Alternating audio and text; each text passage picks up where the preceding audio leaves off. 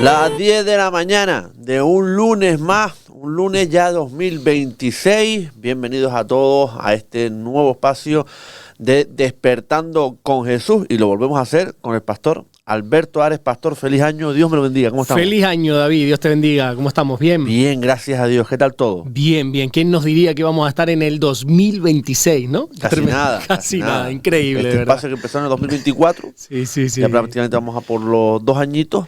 ¿Cómo pasa el tiempo, pastor? Yo es que el 2025 ya ha sido como un abrir y cerrar de ojos, Sí. ha sido increíble, de verdad te lo digo, parece tópico, ¿no? El hecho de decir que el tiempo pasa volando, pero de verdad que yo me pongo a pensar, ¿y cuándo se ha pasado el 2025? O sea, es increíble, y el 2026 será igual o más rápido todavía. Muchas veces no somos conscientes de lo rápido que vivimos, ¿no? Exactamente, siempre estamos mirando hacia el mañana, Sí. hacia el futuro y preparándonos para el futuro, y yo creo que se nos olvida un poco vivir el presente.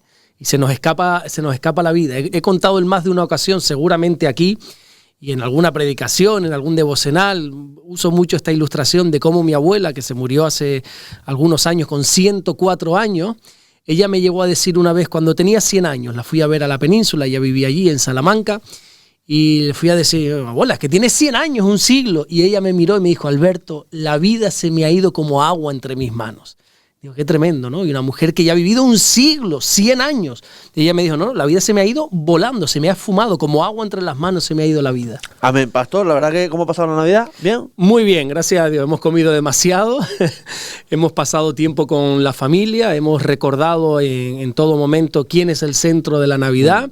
Y hemos disfrutado, la verdad que hemos disfrutado. Yo siempre intento disfrutar en este tiempo, pero recordando que el centro de la Navidad, el propósito de la Navidad, es recordar que un día Jesús ha nacido. Amén, porque yo lo comentaba antes con el pastor antes de entrar en la antena, muchos regalos hoy en día, mucho consumismo. Yo le decía a mi hijo, este va a ser el año del consumismo. Papá, digo, sí, consumismo coche, consumismo sueldo, consumismo todo. Es decir, gastamos mucho en Navidad. Sí. Desgraciadamente ahora este sistema en Ha el que desvirtuado vivimos quizá el mensaje, ¿no? ha llevado todo al tema de las compras. Todas las fiestas, todas las celebraciones siempre se derivan al comercio, a comprar, a celebrar, a gastar. Pero bueno, está bien en la medida que se pueda. Si uno tiene los medios, tiene la capacidad de poder regalar, a mí no me parece bien. De hecho, pues bueno, yo lo he hecho y gracias a Dios también he recibido algún regalo en estas Navidades. Pero como siempre digo, no quiero caer de pesado ni de repetitivo, pero es que hay que recordar que el centro de la Navidad es Jesús. A quien estamos recordando su nacimiento es Jesús. Amén. Y hoy parece que la Navidad se centra en árboles, en bombillas, en luces, en bolitas, en cenas.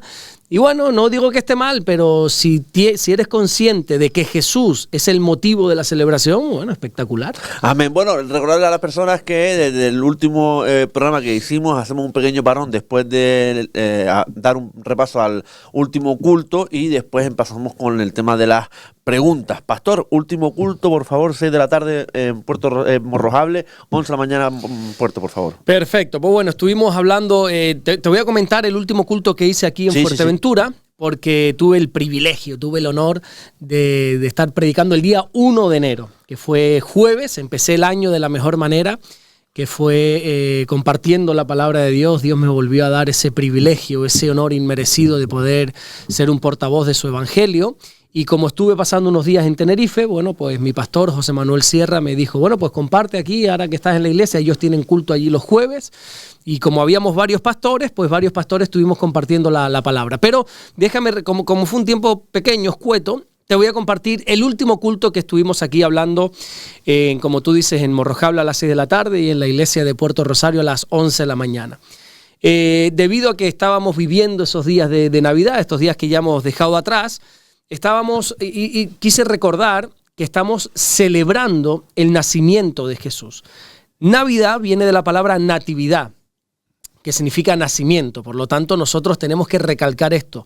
Nosotros no podemos caer en el error, David. Creo que te lo decía en el último programa, sí, o en el anterior, no recuerdo. No podemos caer en el error que este sistema, por lo menos aquí en España, y creo que es en la gran mayoría de los lugares, nos están inculcando de, no, felices fiestas, no, feliz Navidad. Lo que pasa es que han quitado la palabra Navidad, porque hablar de la Navidad es hablar de nacimiento, es anunciar que el Salvador vino a este mundo. Y sin duda alguna yo creo que todos estamos de acuerdo en que la Navidad son días especiales, especiales, es un tiempo diferente al resto del año. Algo cambia en el ambiente, no sé si es que hay que forzar o fingir una alegría que quizá no hay, no lo sé. Pero lo cierto es que se respira otro ambiente, la gente, menos los Grinch, ¿no? Menos están menos hurañas, están más alegres. Exactamente, también son días un poco más emotivos, gente que a lo mejor ya no se puede sentar con nosotros en la mesa por la distancia o porque han fallecido. También son días tristes para algunos, pero lo cierto es que bueno, que son días alegres en general. Las calles se transforman, nuestras casas se transforman, la gran mayoría de las personas decoran sus casas con, no sé, con árboles, con luces, con decoraciones, con lo que quiera que sea, con el Belén. Hay muchos Belén, aquí en el pueblo pusieron un Belén muy bonito ahí abajo en la plaza donde uno va y ve las representaciones y te das cuenta que todos estos días gira en torno a un acontecimiento, que es el acontecimiento del nacimiento de Jesús. Este acontecimiento es tan importante, David, que ha sido el que ha separado la historia en dos. Hay un antes de Cristo y un después de Cristo. La historia no se parte, por ejemplo, cuando Jesús muere o cuando Jesús resucita. La historia se parte y se divide en dos cuando el Mesías, cuando el Salvador, cuando el Hijo de Dios hace entrada en este mundo de una manera física. Más de 300 profecías en el Antiguo Testamento anunciaron esta venida, de que Jesús iba a venir. Y sin duda, bíblicamente nosotros tenemos cantidad de datos y mucho conocimiento sobre el nacimiento de Jesús. Sabemos, por ejemplo, dónde ocurrió, en qué país ocurrió. En Israel. ¿Y en qué lugar de Israel? En Jerusalén. No, en Belén. En Belén, exactamente. Belén, y concretamente en Belén, ¿en qué lugar de Belén? Pastor, ¿en un establo? Me estás haciendo muchas preguntas hoy. Estamos en 2026 examinándome. No, en un establo. O sea, cierto, conocemos la ubicación. En un pesebre. En un pesebre, exactamente. Conocemos casi exactamente la ubicación de donde nació Jesús. Yo estuve cuando esta última vez que fui, porque no se podía por el tema del conflicto que había, porque Belén ya no es parte ya no pertenece a los judíos, ahora lo tienen los palestinos. Y entonces, en la anterior vez, hace como 10 años creo que fue, tuve la oportunidad de ir a Belén y estuve supuestamente en ese pesebre, en ese establo, que no creo que fuera ahí, honestamente, pero bueno, puede ser, Belén no era tan grande, yo estuve en ese lugar. Sabemos también, por ejemplo, quiénes fueron sus padres. ¿Y se ha mantenido el...? Sí, lo que pasa es que hay mucha tradición también, ¿verdad? Uno cuando va a Israel, ahora retomamos esto, pero uno cuando va a Israel se da cuenta que, como me dijeron a mí hace muchos años, al final Jerusalén es el circo de las religiones. Por ahí están todas las religiones, por ahí han pasado todos los imperios, han pasado todos los reyes, han pasado todas las potencias. Y entonces, bueno, también han hecho un poco de negocio en todo esto. Por ejemplo, cuando uno quiere visitar la tumba de Jesús, hay 2 tumbas. Por ejemplo, los católicos dicen que el sepulcro está en un lugar, los cristianos creemos que está en otro, por lo que la Biblia dice. La Biblia claramente señala que Jesús muere fuera de las puertas de Jerusalén, que el sepulcro estaba cerca de donde muere, y donde dicen los católicos es en el mismo centro de Jerusalén. Y, bueno, hay diferentes cosas, entonces hay mucho invento. Por ejemplo, cuando vas al Monte de los Olivos, ese lugar donde dice que Jesús, después de la última cena con sus discípulos, él fue y estuvo orando por un largo rato y ahí fue arrestado. Dice la Biblia que él se postró, hizo aquella famosa oración de Padre, si es posible, aparta esta copa de mí, pero que no se haga mi voluntad sino la tuya. Bueno, pues por ahí dicen que esta es la piedra donde se tumbó Jesús y lloró, y ahí están todo el mundo. La piedra está lisa, literalmente, porque todo el mundo la toca, la abraza, la piedra. Entonces, bueno, hay mucho misticismo también en cuanto a esto. Hay mucha historia, y date cuenta que eso ha pasado 2000 años, ha habido varias destrucciones, han pasado imperios por ahí. El propio imperio romano en el año 70 destruyó toda Jerusalén. En definitiva, no podemos decir, este es el pesebre. Bueno, Belén tampoco es tan grande, pues si no es aquí, es allí, pero no podemos decir, aquí nació Jesús. Pero en cuanto a la tumba, yo creo que sí, que el lugar, porque la Biblia habla, por ejemplo, de que él fue crucificado en un monte, el monte Gólgota, que significa la calavera, y cuando tú ves ese monte donde se dice que fue crucificado, oye, tiene aspecto de calavera. El relieve de esa montaña tiene como unas hendiduras que parecen los ojos, como una calavera, como si fuera una cabeza, un cráneo.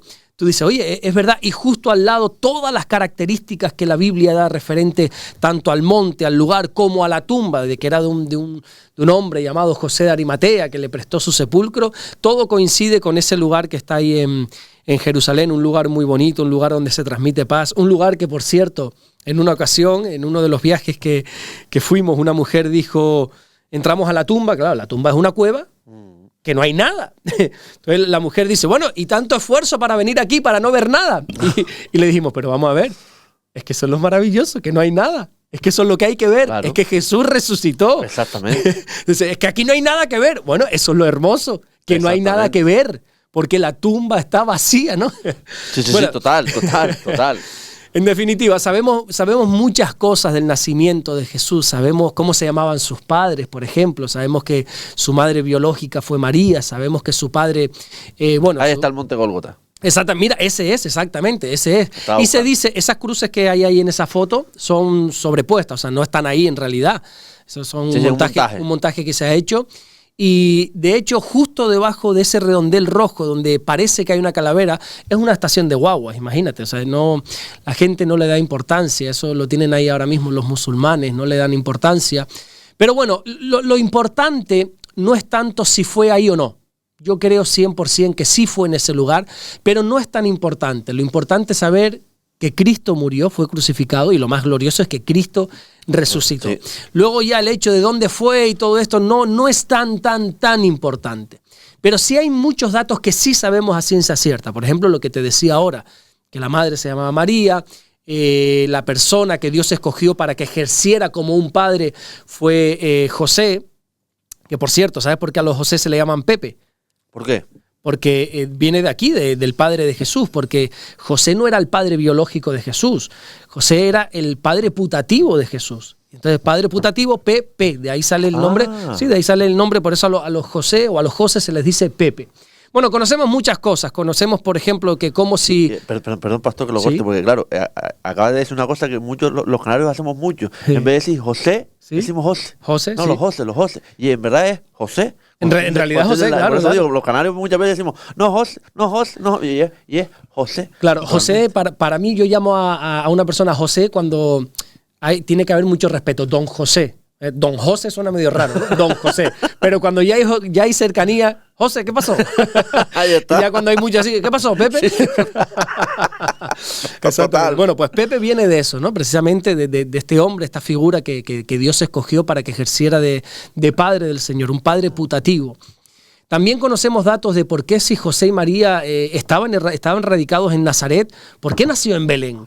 ¿Por qué esta distancia tuvieron que recorrer? Bueno, pues ya hemos hablado, porque hubo un censo. José, aunque vivía en Nazaret, él era originario de Belén, tuvo que desplazarse. Sabemos quién gobernaba en Judea, que era el rey Herodes. Sabemos quién gobernaba sobre Jerusalén, sobre Israel en ese tiempo, que era el Imperio Romano. Sabemos que, por ejemplo, cuando Jesús nació, unos ángeles aparecieron y transmitieron un mensaje a unos pastores que estaban por ahí. Sabemos también que unos personajes un tanto misteriosos vinieron del Oriente, ¿verdad? Que no sabemos si eran 3, y no sabemos sus nombres, y no sabemos mucho más de ellos. Sí sabemos que vinieron del Oriente, probablemente de la lejana Babilonia, y vinieron cuando se enteraron que Jesús había nacido para ofrecerle adoración y 3 regalos físicos: oro, incienso y mirra, que ya sabemos para qué era todos esos regalos, que lo hemos visto. Pero, o sea, podría hablarte aquí de infinidad de detalles, de datos que la Biblia arroja sobre el nacimiento de Jesús, pero a partir de ese momento es como que la Biblia, David,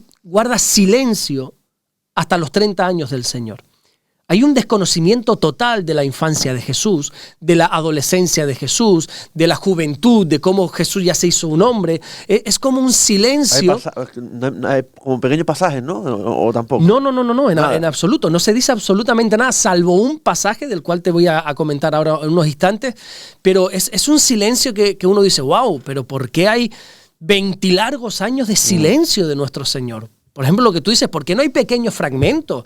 ¿Por qué no se nos dice algo? Claro, quizá tú has escuchado teorías, ¿verdad?, de pasajes de Jesús cuando era niño, que se hacía milagros. Hay una teoría que de hecho alguien después la convirtió en una canción de que Jesús cogía barro, hacía forma de pajarito y lo tiraba al aire y se convertía en un pajarito real. Cosas así que después creo que fue los hindús, que son los que dicen que Jesús visitó la India en su juventud. Bueno, temas que no tienen sentido ninguno, bíblicamente hablando, no tiene coherencia alguna, y que son todo teorías, ¿verdad? Y como siempre decimos, lo que la Biblia no dice, no tenemos derecho a inventar. La Biblia guarda todo ese silencio, y yo creo que aquellos que amamos la palabra de Dios, aquellos que amamos a Jesús profundamente, nos encantaría conocer todo el Señor. A mí me gustaría saber cómo era Jesús cuando era un niño, cuando tenía 4, 5 años, 6, 7, 10 años, cuando ya empezó a entrar en una edad un tanto complicada, cuando ya era un joven. Oye, ¿cómo se relacionaba Jesús? ¿Cómo hablaba el Señor? A mí todos esos datos de verdad que me gustaría saberlos, pero aún así entiendo que el silencio que ofrece la Biblia referente a esto no es casual, es intencionado. La Biblia es muy importante por lo que dice y por lo que no dice. Y tenemos que saber que al final la palabra de Dios, sobre todo los evangelios, Mateo, Marcos, Lucas y Juan, los 4 evangelios registran solo aquello que sirve al propósito de nuestra salvación. Todo lo que la Biblia habla de Jesús, todo lo que la Biblia enseña de Jesús es para que produzca en nosotros la salvación. Todo lo demás serían detalles, oye, importantes, interesantes, pero no relevantes en cuanto a nuestra salvación. La Biblia no está como cotilleo para que te diga, ¿no? Como aquí decimos en España, la salsa rosa, la prensa rosa. Amarilla. ¿No? Los colombianos dicen el amarillismo, ¿no? La Biblia no nos va a dar esos detalles. Hay gente que dice, bueno, ¿y qué pasó con la carpintería? ¿La cerraron? ¿La arrendaron? Todo este tipo. No, la Biblia no va a entrar en esos detalles. La Biblia solo habla de lo importante para la salvación de nuestras almas. Pero, como te decía ahora, si hay un episodio que registra Lucas capítulo 2, donde Jesús tenía 12 años de edad.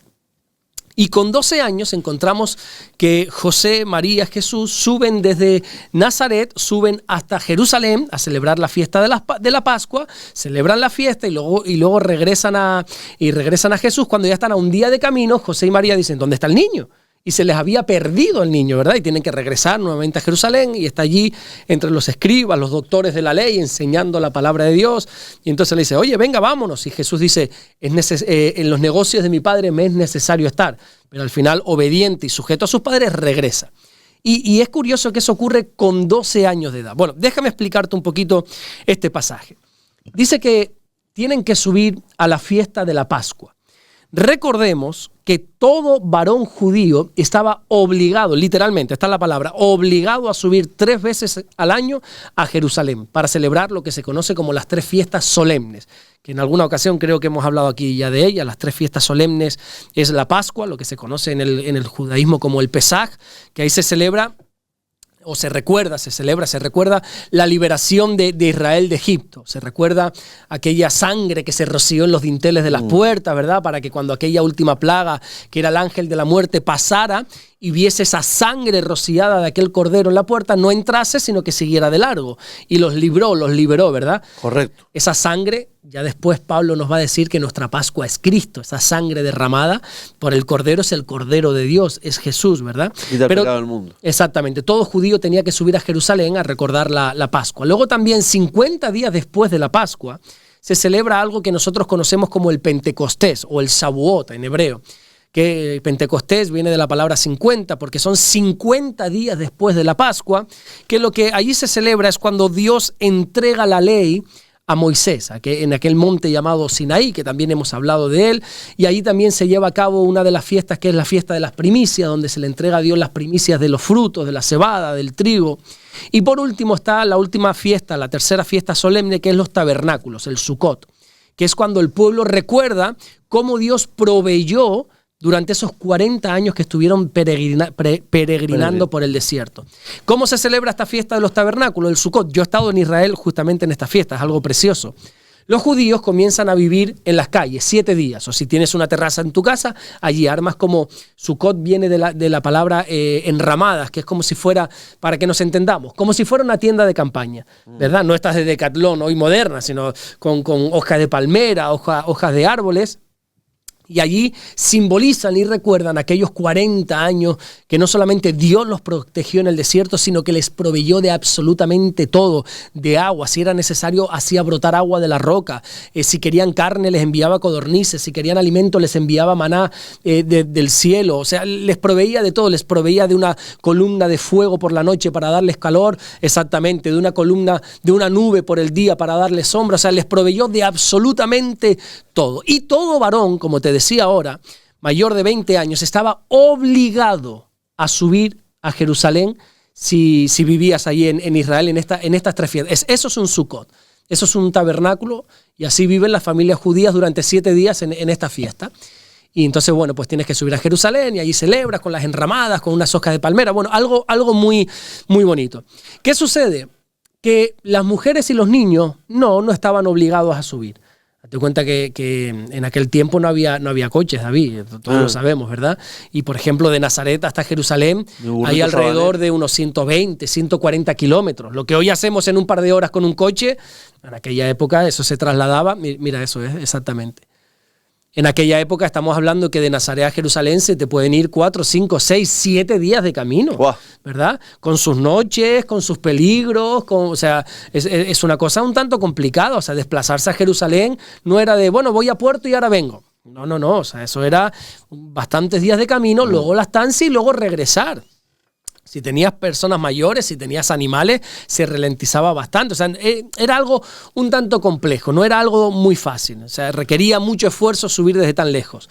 Claro, lo fácil tanto para José, María y Jesús era que María y Jesús se quedaran, ¿verdad? Pues José dice, bueno, pues yo subo, me junto con todos los hombres de Nazaret que van a subir, subimos en caravana, subimos todos juntos, que es como se hacía, se subía en grupo, y yo subo, quédense ustedes aquí. Pero vemos que no fue así. Toda la familia subió a adorar a Dios. José, María y Jesús. Porque ellos no hicieron lo cómodo. Esta familia hizo lo correcto.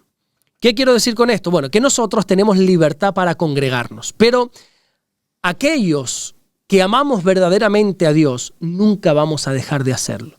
Nosotros tenemos alternativa para congregarnos o no. A libertad nos ha llamado Dios.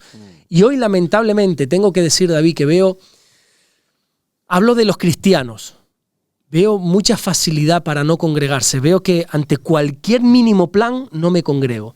Tengo un plan familiar, no me congrego. Tengo un plan, no estoy hablando, por ejemplo, de trabajo. Aquí vivimos en la hostelería y para bien o para mal, pues aquí se trabajan los domingos por la tarde, domingos por la mañana. Tú en tu caso tienes que trabajar porque tienes partidos, por lo que hablo de teniendo la posibilidad. No hablo de trabajo, ¿verdad? O de enfermedad. Lógicamente hay personas que no pueden. Hay personas que a mí me escriben, es que no puedo porque, bueno, casos extremos, ¿no? Pero veo después gente que no tienen ese deseo de congregarse. No tienen ese fervor por ir a la iglesia, por congregarse. Y dice la Biblia en Hebreos que no nos podemos dejar de congregar porque eso se convierte en una costumbre. Porque ¿sabes qué pasa si no te congregas un día? Nada. No pasa absolutamente nada. Dios no te va a enviar al infierno, no te va a venir un castigo. Nosotros no podemos ser pastores manipuladores, como desgraciadamente los hay por ahí.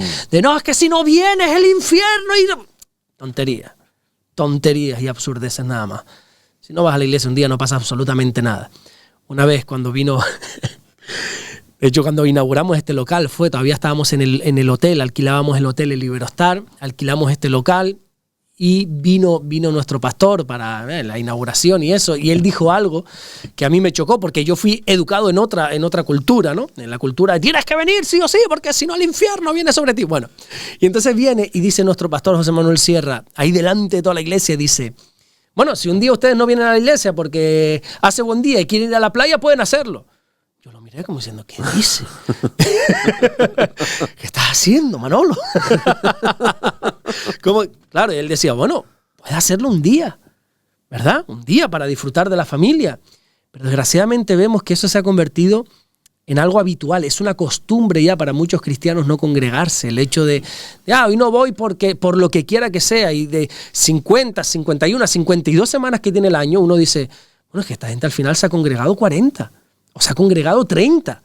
Y tiene una facilidad para sobreponer un plan por encima de congregarse. No, es que ahora tengo esto, no es que ahora tengo lo otro.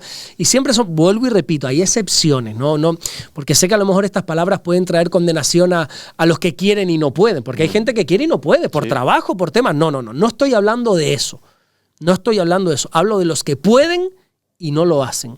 Y encontramos en esta historia de José, María y Jesús con 12 años, haciendo ese gran esfuerzo, subiendo a Jerusalén, cómo nosotros tenemos que priorizar el congregarnos.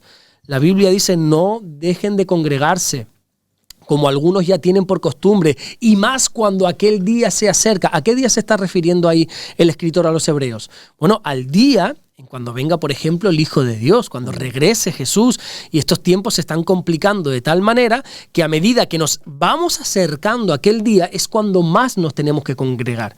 Sin embargo, yo hoy en día, lo hablaba el otro día incluso con unas personas que nos visitaban de Venezuela, es cuando menos compromiso estoy viendo en muchos de los cristianos, y ven el hecho de congregarse como algo secundario y no lo priorizan. Y esto muchos tienen que cambiarlo. Bueno, no me tires la lengua porque si no avanzo, David. Es que, por favor.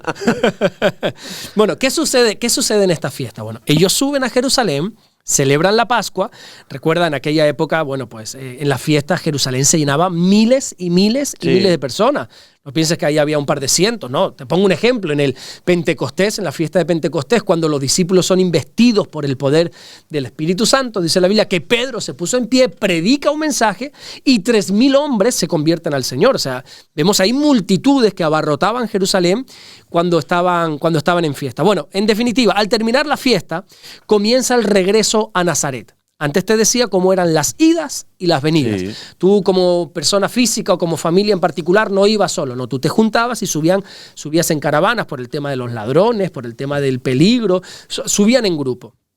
Y entonces empiezan a regresar a Jerusalén, a Nazaret, a un día de camino, o sea, estamos hablando de bastantes kilómetros, María dice, ay, como que me falta algo, no sé, ¿dónde está Jesús? Bueno, seguro que está con su padre, con José. José, el niño está contigo. No, el niño está contigo, le dice José. No, el niño está contigo. Bueno, tú imagínate el grito en el cielo que ponen esos padres. Tú no sé si alguna vez has tenido la mala experiencia de perder a uno de tus hijos. Sí. Es como que se te paraliza el mundo. Sí. El corazón se te para en ese momento.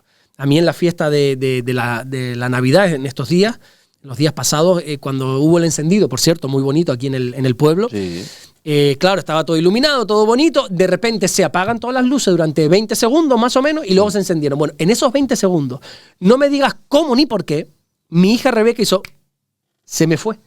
Y ahí todo oscuro, claro, tenía las pupilas de tener la luz fuerte y estar en oscuridad, no veía absolutamente nada. Y empiezo a buscar. En ese momento me pierdo el encendido, porque el encendido sucede cuando yo estoy desesperado buscando, desesperado, sabiendo que la voy a encontrar sí o sí porque esto es un pueblo, a ver si me entiendes, pero se te mete un miedo en el cuerpo. Empiezo a buscar. Y para mí esos 30 segundos o un minuto que duró, no sé cuánto duró, para mí fue la vida entera, David. O sea, es un desespero. Al final, gracias a Dios, a lo lejos veo a una hermana de la iglesia que la quiero muchísimo, y a partir de ese momento más, nuestra hermana Doña Hilda, que veo a mi hija abrazada a esta mujer, a Doña Hilda. Ahí me volvió, ahí me volvió el alma al cuerpo. Sí, totalmente. Volvió a entrar oxígeno a mis pulmones. Total. O sea, imagínate cuando José y María se dan cuenta que han perdido a Jesús, que han perdido a su hijo. No lo tienen entre ellos y entonces empiezan a buscarlo rápidamente. Dice la Biblia que volvieron a Jerusalén buscándole, pero es muy interesante esa palabra que usa Lucas capítulo 2 versículo 41 de buscándole, porque no es una búsqueda de, a ver dónde está esto, si está aquí. No, es una búsqueda intensa. Es una búsqueda de que el final de esa búsqueda solo se va a llevar a cabo, solo se va a dar cuando encuentran lo que está perdido. No es algo que digo, si lo encuentro ahora bien, si no ya aparecerá. No. Esa búsqueda es una búsqueda ansiosa, esa es la palabra, una búsqueda ansiosa, una búsqueda desesperada, una búsqueda de tengo que encontrarlo sí o sí. Y era esa búsqueda en la que José y María se ponen ansiosamente a buscar al Señor. Y honestamente, ahí siempre, desde que tengo uso de razón en el Evangelio, siempre he podido visualizar en esta búsqueda de José y de María de una manera ansiosa en busca de Jesús, he podido visualizar a cada persona de la humanidad en busca de Jesús. O sea, esta búsqueda de los padres a Jesús es la misma búsqueda que todos de una u otra manera tenemos hacia el Señor, porque todos de una u otra manera estamos en busca de Jesús. Y te voy a explicar por qué. Porque claro, aquí otra persona atea, agnóstica, otra persona que no comparta la fe cristiana, un musulmán, quien quiera que sea, te puede decir, no, yo no estoy buscando a Jesús. Eso es lo que tú te crees. Jesús dijo, yo soy el camino, la verdad y la vida. Y todos, sin excepción, estamos buscando la verdad. Ahora, que tú consideres que la verdad la has encontrado en esta creencia, en esta religión o en esta persona o en esta... Eso es un punto y aparte que podríamos tratar en otra ocasión. Pero todos, de una manera o de otra, estamos en busca de la verdad. Y Jesús afirmó ser la verdad. Por lo tanto, todos estamos en busca de Jesús. Todos en algún momento de nuestra vida nos hemos hecho esa misma pregunta que Pilato le hizo a Jesús cuando lo tuvo de frente y le dijo, ¿qué es la verdad? Todos queremos saber qué es la verdad. Por lo tanto, la pregunta sería, ¿dónde estamos buscando la verdad? ¿Dónde estamos buscando a Jesús? Y José y María, dice Lucas capítulo 2, buscaron a Jesús en 3 lugares diferentes, que es muy interesante. Y esos 3 lugares podrían representar a los 3 diferentes lugares donde la gente está intentando buscar la verdad. Dice la Biblia que ellos donde primero buscaron fue en la multitud. Dice, y pensando que estaba entre la multitud, empezaron a buscar ahí. Bueno, la multitud habla de donde está la mayoría, ¿no? Al final la gente piensa que la verdad está donde está la mayoría de la gente, donde primero buscaron ellos es en la mayoría. Y si la mayoría ahora dice que la verdad está allí, todos como borregos vamos detrás, ¿verdad? Y déjame decirte que a veces la mayoría está equivocada. La mayoría muchas veces está equivocada. De hecho, la Biblia dice que los muchos están equivocados. Mateo capítulo 7, versículo 13, Jesús dijo, entrad por la puerta estrecha, porque ancha es la puerta y espacioso el camino que lleva a la perdición, y muchos son los que entran por ella. Los muchos, la mayoría, están caminando, la multitud está caminando hacia la puerta libre, hacia la puerta que lleva hacia la perdición. Por eso digo que la mayoría, en la muchedumbre, en la multitud, en la mayoría seguramente no vayamos a encontrar a Jesús. La mayoría al final se rige por modas pasajeras. Hoy la mayoría, por ejemplo, piensa que la libertad está en ser libre, en ser liberal, en tolerar todo. Hace años atrás, por lo menos en Tenerife, donde yo me crié, no sé si aquí pasó, David, se puso de moda, la mayoría estaba todo el rato con el tema de los budas. Y vemos gente que se tatuó un Buda y todo Buda, y al final eso pasó de moda. Y aquellos que se tatuaron al Buda, pues o se lo acabaron tapando o se lo acabaron dejando, pero ya no lo presumen como antes porque ya eso como que pasó de moda.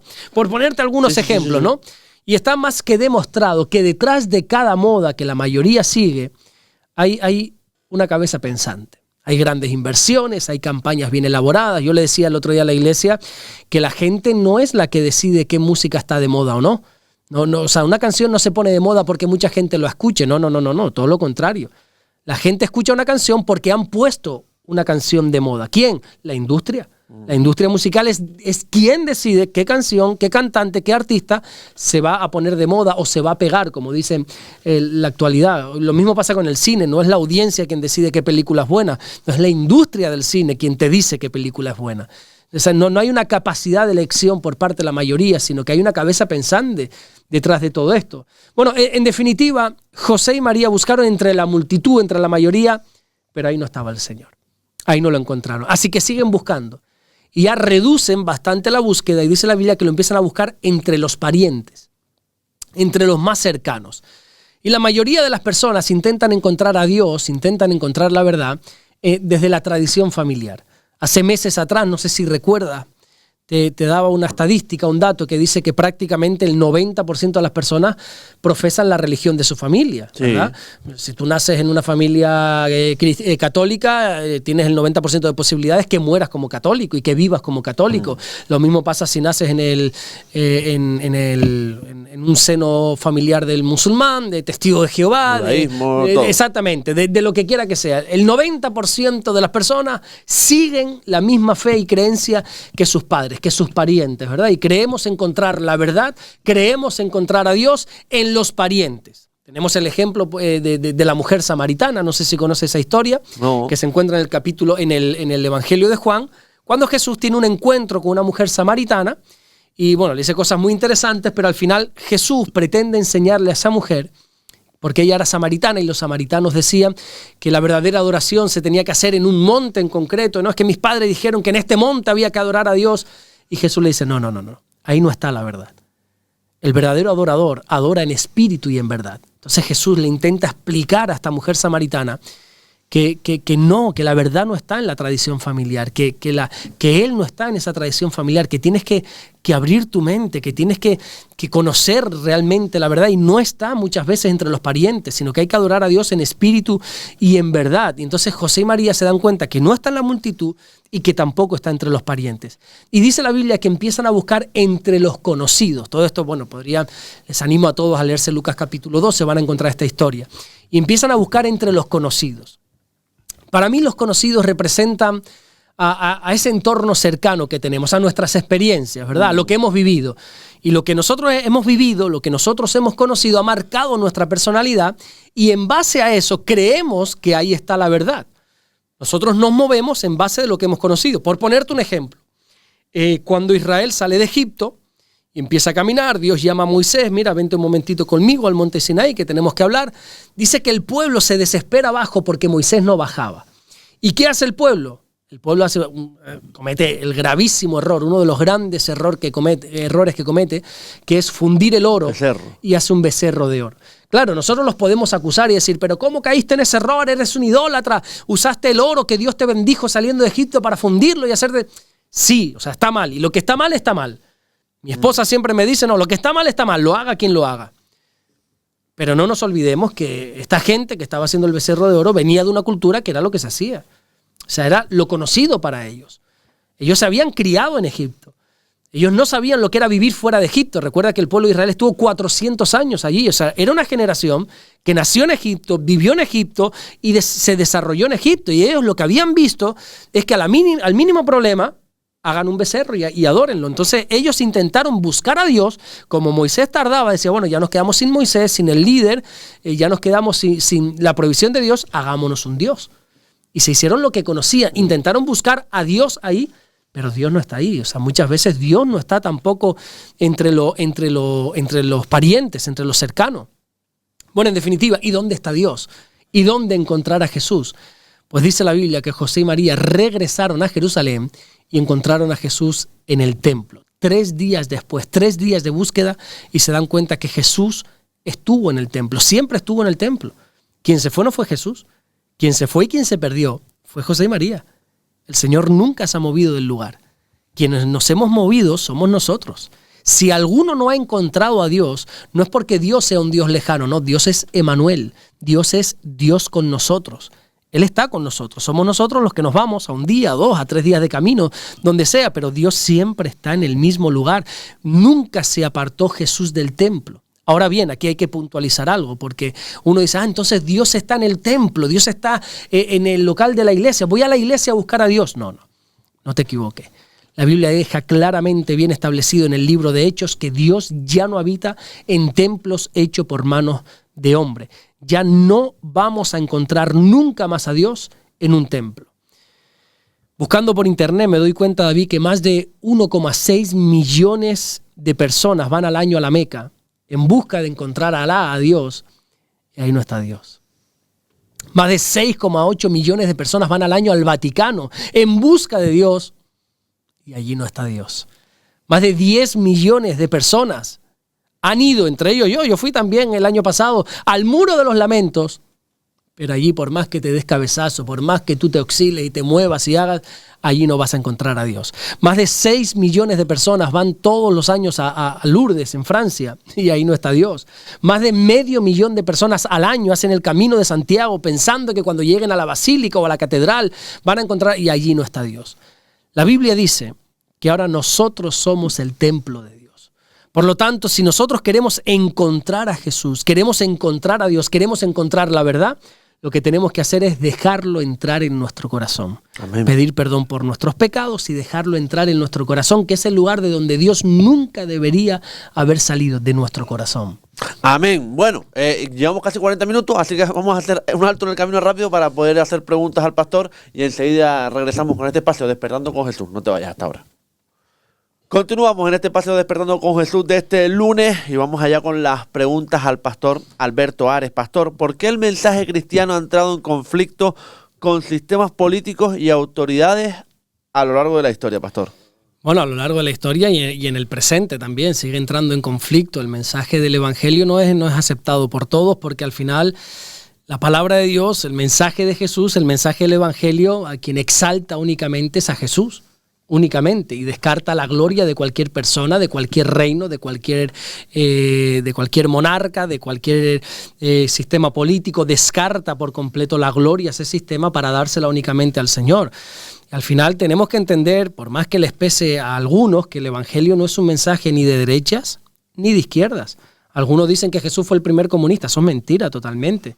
Jesús no era ni de derechas ni de izquierda. El mensaje del Evangelio no es un mensaje comunista, no es un mensaje socialista, no es un mensaje democrático, no es un mensaje. El mensaje del Evangelio es un mensaje teocrático. Es decir, es Dios el que manda. Y el hombre, como tenemos una naturaleza de pecado, pues entonces el orgullo, el ego, la vanagloria están a flor de piel. Y todos sabemos que desgraciadamente quien tiene poder y quien tiene autoridad, ¿qué es lo que quiere? Exaltación. Lo vemos, por ejemplo, en los políticos de hoy en día. Políticos me refiero ya a altas esferas, presidentes y todo este tipo de cosas que son atacados duramente, que saben que lo están haciendo mal, pero no se quitan del poder, no se quitan de la silla. ¿Por qué? Porque eso te da una señal de verdad, de majestuosidad, de poder. Y esa es la historia del hombre. No es algo nuevo. Nosotros ahora arremetemos contra los que tenemos porque son los que tenemos, pero es la historia del hombre. En el Imperio Babilónico, por ejemplo, Nabucodonosor, el rey Nabucodonosor, levantó una estatua suya propia para que todo el mundo se postrase ante ella. O sea, él quería ser tratado como un dios y ser adorado como un dios. Vamos a retroceder un poco más en la historia. Los egipcios, Faraón. Faraón era un dios para el pueblo. Y tenían que tratarlo como tal, como un dios, el dios Faraón. El César de Roma era el señor de Roma. Y se le tenía que llamar así, que se le conocía como el Curios, el señor. Por eso Roma empieza a perseguir a la iglesia y a los cristianos. ¿Sabes por qué? Porque los cristianos empiezan a llamar curios a Jesús. Le empiezan a decir Señor. Y es ahí cuando Roma dice, ¿cómo? No, aquí el único Señor es César. Él es el Dios, Él es el Señor. Y empieza esa persecución. Por eso entra el mensaje del Evangelio siempre en conflicto, porque el Evangelio le quiere quitar toda la gloria al hombre para dársela al único merecedor, que es el Señor. Amén. Pastor, ¿en qué medida la afirmación de que Cristo es el único camino ha generado rechazo o persecución? Bueno, vamos a partir de la base que Jesús mismo, no los cristianos hemos presentado a Jesús, no, Jesús mismo se ha presentado no como un camino, no, él dijo yo soy el camino. No es que, bueno, yo soy una alternativa más para poder llegar al Padre, no. Jesús dijo, nadie viene al Padre si no es por mí. Si no coges este camino, que soy yo, dijo Jesús, no vas a llegar al Padre. Claro, cuando tú dices ser el único camino, a su misma vez también estás afirmando que el resto de los caminos son falsos. O sea, decir yo soy el único camino, estás afirmando que el resto están equivocados, que el resto de los caminos son falsos. Y esto, para que lo podamos entender, esto no es una señal de arrogancia, no veas a Jesús como alguien arrogante, no, esto es cuestión de lógicas. Porque dos afirmaciones que están opuestas no pueden ser verdaderas al mismo tiempo. Aquí solo hay un camino que lleva al Padre. ¿Cuál? Yo creo rotundamente, creo con mi vida, lo creo, que es Jesús es el único camino. Jesús afirmó tener la exclusividad de la verdad. Él dijo, yo soy el camino, yo soy la verdad, yo soy la vida. Lógicamente, aquellos que siguen otros caminos, bueno, rechazan esta afirmación. Pero mi hermano, el hecho de que tú rechaces algo, el hecho de que tú persigas algo, no quiere decir que algo sea falso. La Biblia dice que solamente en Jesús hay salvación. Y eso lo tenemos que tener claro. No es que todas las religiones llevan a Dios. Eso es rotundamente falso. No todas las religiones llevan a Dios. De hecho, ninguna religión, fíjate lo que te digo, ninguna religión lleva a Dios. Solo una persona llamada Jesucristo. Solo hay un mediador entre Dios y los hombres, que se llama Jesucristo. Amén. Solo hay un puente por el cual podamos cruzar. Solo hay un puente que une ambos lados, lo terrenal con lo celestial. Solo hay un puente. Y si no lo queremos atravesar, no podemos atravesarlo. Mira, me viene a la memoria, hace años atrás con mi mujer, nuestra hija no estaba nacida todavía, tuvimos el privilegio de hacer un viaje misionero a África. Bueno, en medio de ese viaje misionero, donde hicimos unas cuantas cosas, unas cuantas labores, tuvimos la oportunidad de ir a visitar a una tribu que se llama la tribu Los Pigmeos. Lo habrás escuchado, ¿no? Que son una tribu que son personas bajitas. Bueno, hay 12, si no me equivoco, hay 2 en todo el mundo. Una está, si no recuerdo mal, en Sudamérica, no sé en qué parte, y otra está en la zona selvática de Camerún, que es donde nosotros estuvimos. Bueno, yo estaba muy ilusionado, muy contento para poder ir allí. Incluso íbamos a ir con un nativo que nos iba a dejar entrar y teníamos que subirnos como en una piragua, atravesar un río. Bueno, un escándalo eso que todo lo tuvimos que hacer. Pero llegó un momento que teníamos que atravesar un puente, David. Bueno, un puente por llamarlo de alguna manera. 4 palos que había ahí. Que yo dije, mira, con el misionero que fui, que era más o menos similar a mí. Con el Esos son los pigmeos. Esos son los pigmeos, exactamente. Ahí no se aprecia más o menos, pero sí, son así personas para bajitas. ir ilustrando a la gente. Sí, y son de, bueno, todavía viven en tribus y, bueno, en definitiva, lo que te iba a decir es, había un puente, David, que yo miraba eso, ya las cuerdas estaban deshilachadas, ya no había ahí un palo que estaba entero. Yo decía, yo que peso más de 100 kilos. El misionero con el que voy pesa lo mismo y al final esto nos vamos a poner ahí, éramos 6 personas, nos vamos a poner ahí casi 1000 kilos en ese puente. Eso no lo va a pasar. Yo miré a mi mujer y yo le dije, no vamos a pasar, no, es que hay que pasar. Y entonces el misionero me dice, mira, si no atravesamos este puente no podemos ver a los pigmeos porque este es el único puente que conecta los 2 lados. Y me hace recordar a eso, ¿no? Si tú quieres llegar aquí, sí o sí tienes que pasar por este puente, aunque no te guste. Si no, no hay otra manera. Te vas a quedar con el pensamiento, con el deseo, pero es lo único que conecta. Y lo único que conecta al hombre con Dios es Jesucristo. Por lo tanto, nosotros tenemos que entrar por Jesucristo. Y esta afirmación de que es el único camino ha generado rechazo, persecución. Oye, porque es una afirmación fuerte. Decir yo soy el único camino es una afirmación fuerte, pero al final es el único camino. Amén. Pastor, ¿cómo debe responder el cristiano a las acusaciones de intolerancia religiosa? Bueno, creo que el mensaje de la Biblia es muy claro, David, y es que el cristiano nunca puede pagar mal por mal. Nunca. Nosotros no tenemos el derecho nunca en la vida de pagar a nadie mal, aunque nos haya hecho un mal. La Biblia nos llama que no podemos ser vencidos de lo malo. Nosotros tenemos que pagar bien por mal. Cuando a nosotros nos hagan un mal, nuestra moneda de cambio tiene que ser un bien. Y ante acusaciones, ante intolerancia, el cristiano, aunque cueste, estoy aquí hablando de doctrina, luego la práctica es complicado, pero lo que tenemos que hacer es reflejar a Jesús, nuestro carácter. Poner la otra mejilla. Exacto, es que ese es el mensaje del Evangelio. Ay, ¿qué me quieres decir? ¿Que tengo que poner la otra mejilla? No es que lo diga yo, es que lo dijo Jesús. Hay que poner la otra mejilla, porque es un mensaje, recuerda algo importante y más en estos tiempos. El mensaje de Jesús, lo que Jesús nos enseña es que estemos dispuestos a morir por Él, no a matar por Él. Y esto quiero reiterarlo porque es muy importante, porque hay otras creencias que dicen que tienen que matar por Dios. No, el mensaje de Cristo es diferente. El mensaje de Cristo es que estemos dispuestos a morir por Él, nunca a matar, nunca a hacer un daño, todo lo contrario.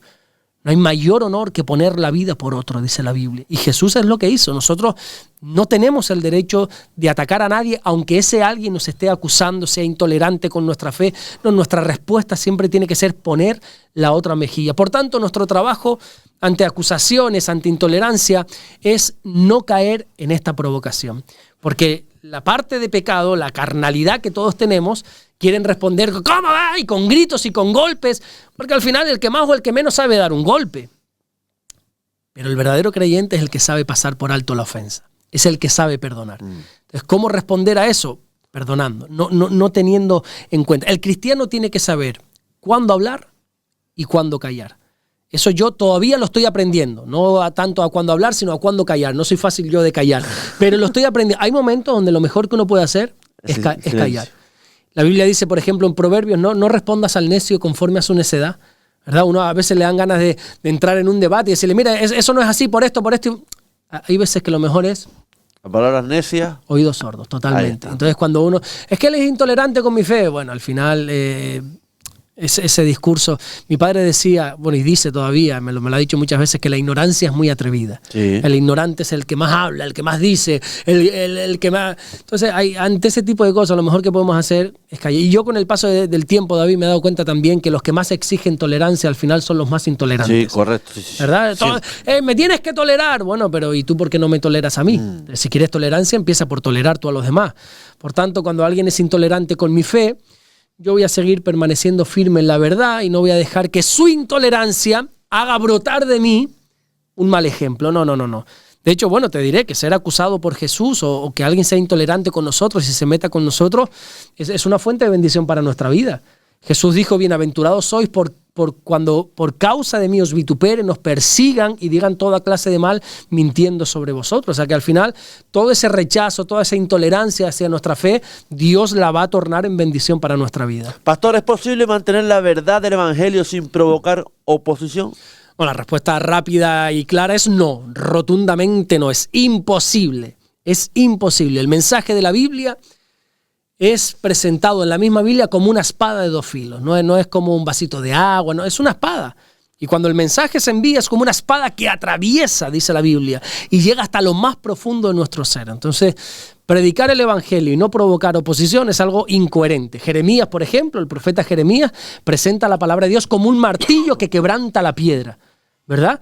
Y un martillo, hasta donde yo sé, no hace cosquillas. Un martillo golpea, rompe, duele. No sé si te has dado alguna vez un martillazo. Se te cae la uña, se te pone... Eso es la palabra de Dios, ¿verdad? En una ocasión, por ponerte un ejemplo, creo que esta historia está en Juan capítulo 6. Jesús está predicando un discurso. Creo que estaba hablando de yo soy el pan de vida, decía, no, haciendo comparación con el maná. Sí, sus palabras fueron tan fuertes que muchos de sus discípulos dijeron, dura es esta palabra. O sea, estas palabras son durísimas, ¿quién la puede soportar? Y a partir de esa predicación, muchos se fueron. Muchos volvieron atrás, abandonaron a Jesús. Y Jesús miró a sus otros discípulos, bueno, ¿ustedes quieren irse también? Y Pedro dijo, ¿a dónde, Señor? ¿Dónde me voy a ir yo ahora que te he conocido? ¿A dónde miré si solo tú tienes palabras de vida eterna? Amén. El mensaje de Jesús genera muchas veces oposición. Y ante la verdad del evangelio solo hay dos opciones. O te rindes por completo o lo vas a rechazar. Te opones por completo. Y desgraciadamente sí, hay muchas personas que lo rechazan. ¿Por qué? Porque el evangelio señala el pecado. El evangelio trae luz, arroja luz sobre tu oscuridad. Y está entonces declarando, yo una vez lo ilustraba con una camisa que llevé. Y claro, aparentemente estaba limpia y parecía que estaba limpia, pero cuando puse luz sobre mi camisa se vieron unas manchas. Y yo decía, este es el evangelio. Aparentemente todo está bien pero sobre la persona, pero cuando llega la luz del evangelio, te va a mostrar lo que está mal. Te va a mostrar que ese área de tu vida está mal, que esas palabras están mal, que esas acciones, esos pensamientos, esas miradas están mal. Y entonces, claro, si tú no quieres cambiar, eso genera rechazo, ¿verdad? Incluso te diré más, o sea... Dentro de los propios cristianos, a veces el mensaje también genera oposición, porque hay personas que tienen áreas intocables. Te estoy hablando de cristianos, David. Áreas intocables. O sea, yo dejo que Dios gobierne aquí, aquí y aquí, pero dentro de este área no. Me viene a la mente el caso de un hombre que estaba en la iglesia, sirviendo la iglesia muy bien, tuvo un problema en el matrimonio. Yo me siento con él y digo, mira hermano, la Biblia dice esto, referente a esto y así, y a la mujer hay que tratarlo como a vaso más frágil, dice la Biblia. Y entonces me para los pies y me dice, mira pastor, te voy a decir una cosita. A mí me parece muy bonito todo lo que tú dices y todo lo que la Biblia dice, pero en mi casa y en mi matrimonio mando yo, me dijo. Ah, bueno, está bien, le dije. Desgraciadamente te podrás imaginar cómo acabó ese matrimonio. Lo que quiero decir es, hay personas que no dejan entrar el mensaje, incluso cristianos, en algunas áreas y genera oposición, porque es que el mensaje del evangelio es un mensaje duro, es un mensaje fuerte, es un mensaje como una espada, como un martillo. De hecho, yo te diría que si tú predicas el verdadero evangelio y no genera oposición, no has predicado bien la palabra. Amén. Pastor, ¿cómo enseñar a los creyentes a prepararse espiritualmente para esa oposición? Yo diría que de la misma manera que lo hizo Jesús, dejando las cosas claras desde un principio. Si algo fue Jesús, fue una persona clara. Él no ocultó la realidad. Jesús habló, desglosó y explicó de una manera clara y rotunda que vamos a ser perseguidos. Él nos dijo, mire, puede ser que por causa de mí... No. Él lo dijo claramente. Seréis perseguidos. Jesús fue muy claro en cuanto a esto. El Señor advierte... No te sabría decir la cantidad de veces, pero más de 20 veces, más de 30 veces en los evangelios, advierte de la persecución. Bueno, sin ir más lejos, ahora que los miércoles aquí en Morrojable estamos estudiando el libro de los Hechos de los Apóstoles. ¿De qué trata ese libro? Ese libro trata de cómo la iglesia primitiva, los primeros creyentes, actúan frente a la persecución. Totalmente, o sea, encontramos ahí la iglesia siendo perseguida y la respuesta de la iglesia en base a la persecución y lo más bonito, la respuesta de Dios en base a esa persecución. Porque el momento de persecución es cuando la iglesia más crece, más avanza, más progresa. Entonces, a los creyentes, ¿cómo los preparamos? Dejándoselo claro de entrada. Mira, mi hermano, seguir a Cristo no es ningún juego. Mi pastor siempre dice que no podemos jugar a ser cristianos. Y hay, desgraciadamente, hay mucha gente jugando a ser cristianos. Y a la gente hay que dejarle las cosas claras. ¿Por qué? Para que en el momento en el que lleguen las persecuciones, tenga las cosas claras y sepa discernir que esto es parte del plan de Dios. No es que, ay, ¿por qué a mí me pasa esto? No, es que es parte del plan de Dios. Igual que si tú vas a, no sé, por ponerte un ejemplo, vas a un restaurante donde hay primero, segundo y postre, cuando te viene el segundo plato no dices, ay, ¿y esto? No, es que es parte del menú, ¿verdad? Aquí vienes a comer un primero, un segundo y un postre. Bueno, pues dentro del plan de Dios, del menú de Dios, está la persecución. Pablo le dijo a Timoteo, tú como buen soldado de Jesucristo sufrirás persecuciones. O sea, Pablo presenta también el sufrimiento, la persecución como parte del llamado, y nosotros tenemos que tener esto claro y enseñarle a todo creyente que esto va a suceder. ¿Cómo? Pues cimentándole sobre todo en la palabra de Dios. La Biblia cuenta, Jesús cuenta una parábola de que aquel que está cimentado sobre la roca pueden venir lluvias, vientos, tornados, huracanes, lluvias, que la casa no se va a tambalear. Ahora, si tú has edificado sobre la arena, entonces cuando venga el primer viento, la primera persecución, vas a caer. Entonces encuentro que desgraciadamente hoy muchos mensajes, muchas predicaciones son más que bíblicas, son, ¿cómo decirlo?, motivacionales, emocionales, exaltan al hombre y no tanto a Dios. Y bueno, son mensajes que está bien durante un tiempo, pero no tienen raíz alguna, no tienen un fundamento, no tengo donde cimentar mi fe. Entonces cuando venga una persecución, me voy a huir. Yo no estoy dispuesto a sufrir, porque nadie te ha dicho que vas a sufrir. Porque si yo te dejo claro de entrada que vas a sufrir y aceptas ese llamado de cargar la cruz, como dijo Jesús, cuando venga el sufrimiento, dice, no, yo estoy más que preparado. Estoy más que preparado para aguantar esto y más. ¿Por qué? Porque sé lo que viene después. El sufrimiento de ahora no se compara nada con la gloria venidera, dice la Biblia. Entonces hay que enseñarle a la gente esto. Amén. Nos queda una última pregunta para el pastor. La semana que viene tenemos preparado muchas preguntas del canal, exclusivamente para que las preguntas que han hecho a lo largo del 2025 se las trasladamos al pastor. ¿Cree, pastor, que el cristianismo será cada vez más perseguido en el mundo? Bueno, igual que antes te contestaba rotundamente no se puede predicar el evangelio sin generar oposición, ahora te contesto rotundamente sí. ¿Por qué? O sea, totalmente. O sea, el evangelio cada día es y seguirá siendo cada vez más perseguido. O sea, date cuenta que el mensaje de la Biblia, David, no es claro referente a esto, no te muestra una persecución en un futuro como una posibilidad. Mira, puede ser que las cosas se compliquen en los últimos tiempos. No. Ya la Biblia te dice que se va a complicar absolutamente todo, que esto se va a poner pero que muy difícil. Y creo que ya lo estamos viviendo, pero estamos viviendo un poquito, ¿cómo decirlo?, como la punta del iceberg. Nosotros tenemos que tener claro que las cosas se van a poner difíciles, que cada vez ser cristiano es para valientes. Jesús dijo que solo los valientes, los violentos, en cuanto violento no de violencia física, sino de valentía, heredarán el reino de los cielos. Bueno, les invito a todos, para que no se queden con mi respuesta, que mi palabra no vale nada, que se vayan a la palabra de Dios, que lean Mateo capítulo 24, Mateo capítulo 25, que por cierto ahora estoy haciendo este estudio en los devocionales, y ahí te vas a dar cuenta el panorama que el propio Señor Jesucristo presenta de los últimos tiempos, de cómo se va a complicar todo. Como dice José Manuel Sierra, la Biblia es el periódico de mañana. ¿Tú quieres saber cómo se van a poner mañana las cosas? Lee la Biblia, ya está escrito. Y la Biblia te presenta que va a ser perseguido totalmente el mensaje y los cristianos.